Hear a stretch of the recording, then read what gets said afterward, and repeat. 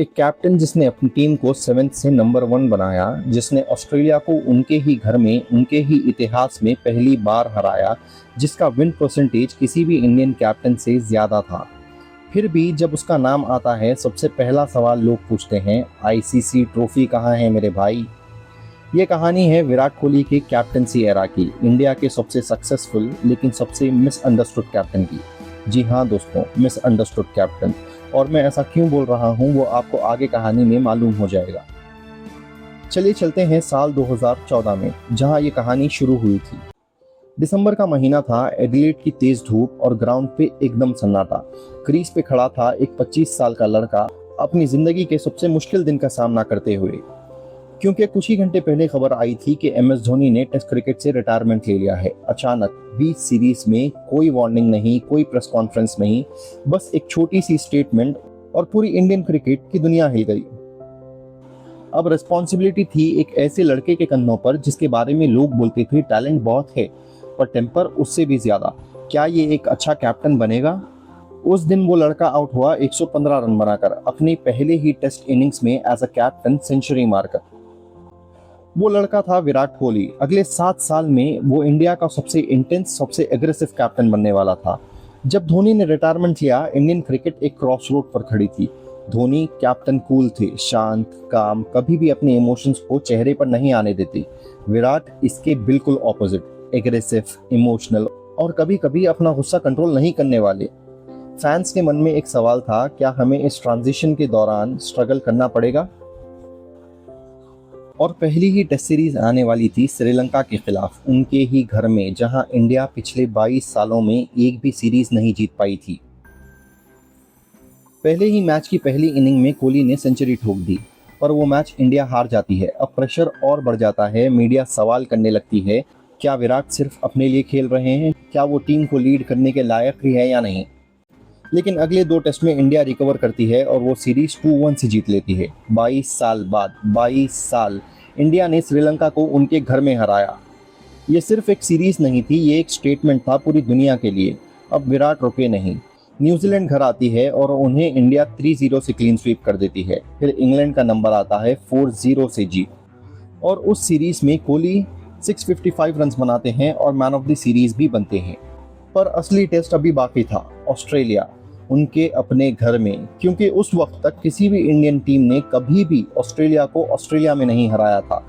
ये एक ऐसी दीवार थी जो डिकेड से टूटी नहीं थी। एडिलेड फर्स्ट टेस्ट, ऑस्ट्रेलिया को 4th इनिंग में 323 का टारगेट मिलता है, वो 291 पर ऑल आउट हो जाते हैं। इंडिया 1-0 से आगे।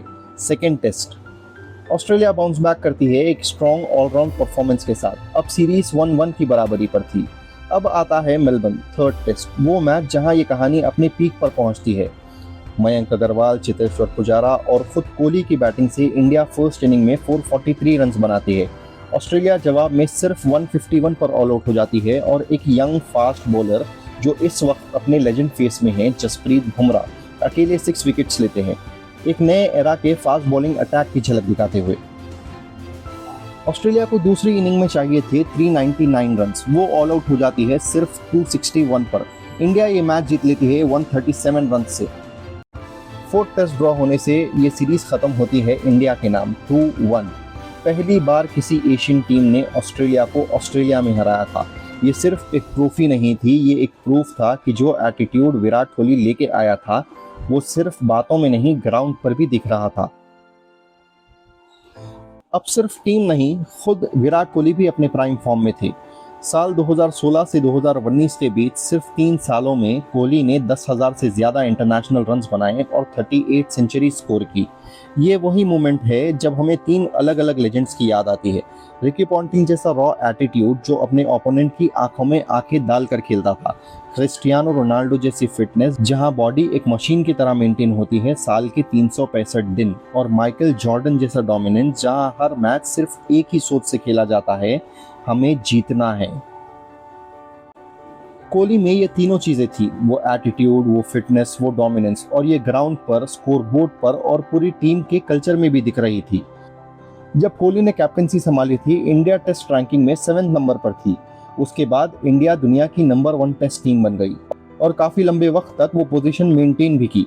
टेस्ट में 59% का विन रेट, ओडीआई में 68%, टी20 में 60%, ओवरऑल तीनों फॉर्मेट्स मिलाकर 63%। ये नंबर्स विराट से पहले किसी भी इंडियन कैप्टन ने अचीव नहीं किए थे। इस पॉइंट पर हर फैन खुश था, सब कुछ परफेक्ट था, इतना परफेक्ट कि किसी को भी अंदाजा नहीं था कि आने वाला टाइम कितना मुश्किल हो सकता है। अब कहानी आती है साल 2019 में, ओडीआई वर्ल्ड कप। इंडिया एक स्ट्रॉन्ग कैंपेन खेलती है और सेमीज तक भी पहुंचती है, लेकिन वहां न्यूजीलैंड से हार जाती है और उस मैच में इंडिया का टॉप ऑर्डर बहुत ही बुरी तरीके से कोलैप्स हो जाता है। और एक हार्ट ब्रेकिंग मोमेंट आता है जब मैच में मार्टिन गप्टिल ने वो डायरेक्ट हिट मारकर धोनी को पवेलियन का रास्ता दिखाया और हम सबको वर्ल्ड कप के बाहर का रास्ता। उस टूर्नामेंट में कोहली की बैटिंग थोड़ी सी ऑफ थी और बस इतना काफ़ी था। जहां विराट को सपोर्ट मिलना चाहिए था एक ऐसे कैप्टन को जिसने इंडिया को नंबर 1 टेस्ट टीम बनाया, वहां उसकी कैप्टनसी, उसके डिसीजंस और उसके फॉर्म पर सवाल उठने लगे। कुछ ही महीनों के अंदर टी20 कैप्टनसी रोहित शर्मा को दे दी। फिर 2021 में आईसीसी वर्ल्ड टेस्ट चैंपियनशिप का पहला ही फाइनल और इंडिया फिर से न्यूजीलैंड से हार जाती है। कुछ ही महीनों बाद एक टी20 वर्ल्ड कप में भी खराब परफॉर्मेंस। धीरे धीरे सिचुएशन इतनी खराब होने लगती है, साल 2022 की शुरुआत में साउथ अफ्रीका टूर पर इंडिया एक सीरीज हार जाती है और उस सीरीज के बाद विराट कोहली खुद टेस्ट कैप्टनसी छोड़ देते हैं। उससे थोड़े ही टाइम पहले बीसीसीआई ने विराट कोहली से ओडीआई कैप्टनसी छीन ली थी। एक ऐसा डिसीजन जो बहुत कंट्रोवर्शियल रहा, क्योंकि कोहली खुद टी20 कैप्टनसी छोड़ चुके थे पर ओडीआई कैप्टनसी उनसे छीनी गई थी। एक एरा जो शुरू हुआ था एक शानदार सीरीज विन से, ख़त्म होता है बिना कोई आईसीसी ट्रॉफी के। अब यहाँ असली सवाल आता है, और ये सवाल इतना सिंपल नहीं जितना ये लगता है। क्या विराट सच में एक फेल्ड कैप्टन थे, सिर्फ इसीलिए क्योंकि उन्होंने एक भी आईसीसी ट्रॉफी नहीं जीती थी, या फिर हम सिर्फ ट्रॉफी कैबिनेट देख रहे हैं और भूल रहे हैं वो पूरा रेवोल्यूशन जो विराट कोहली अपने साथ लाए थे। एक फास्ट बॉलिंग अटैक जो दुनिया में किसी से कम नहीं था, एक फिटनेस कल्चर जो पूरी टीम फॉलो करने लगी थी, एक अवे फ्रॉम होम का रिकॉर्ड जो पहले किसी इंडियन कैप्टन के पास नहीं था, और एक ऐसी मेंटालिटी कि चाहे ओपोनेंट कोई भी हो, ग्राउंड कहीं भी हो, इंडिया किसी से नहीं डरेगा। आई एग्री, स्पोर्ट्स में ट्रॉफीज की बहुत वैल्यू होती है और एज अ फैन हम सब चाहते हैं कि इंडिया हर एक ट्रॉफी जीते, लेकिन हमें ये भी देखना चाहिए जो माइंडसेट, जो कल्चर, जो स्टैंडर्ड विराट ने डेवलप किए थे वो आने वाले जनरेशन्स तक इंडियन क्रिकेट में दिखेंगे।